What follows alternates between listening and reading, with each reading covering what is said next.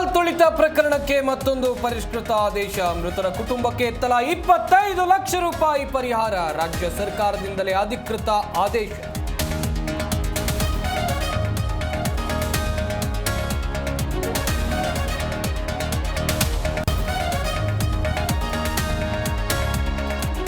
ಅಕ್ರಮ ಸಂಬಂಧ ಪತ್ನಿ ರುಂಡ ಕಡಿದ ಪತಿ, ರುಂಡ ಸಮೇತ ಠಾಣೆಗೆ ಬಂದ ಆರೋಪಿ.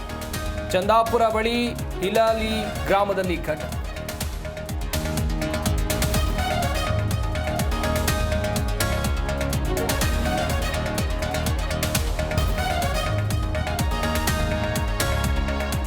ಶಿವಣ್ಣ ದರ್ಶನ್ ಧ್ರುವ ಬಗ್ಗೆ ಆಡಿಯೋ ನನ್ನದಲ್ಲ, ಆಡಿಯೋ ಕೇಳಿದ್ರೆ ನಂಗೆ ಮೈಯೆಲ್ಲ ಉರಿಯುತ್ತೆ.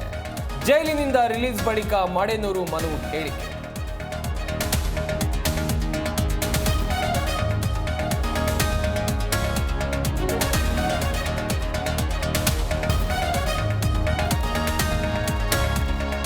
BMTC bus break fail. Mysuru ರಸ್ತೆಯಲ್ಲಿ ಮೆಟ್ರೋ ಪಿಲ್ಲರ್ಗೆ ಡಿಕ್ಕಿ, 10 ಜನರಿಗೆ ಗಾಯ, ಚಾಲಕನ ಸ್ಥಿತಿ ಗಂಭೀರ.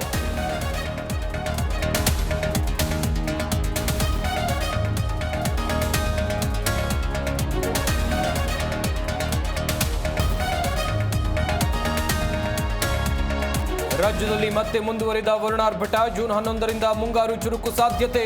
ಮಧ್ಯ ಕರ್ನಾಟಕ ಸೇರಿ ವಿವಿಧ ಜಿಲ್ಲೆಗಳಿಗೆ ಯೆಲ್ಲೋ ಅಲರ್ಟ್.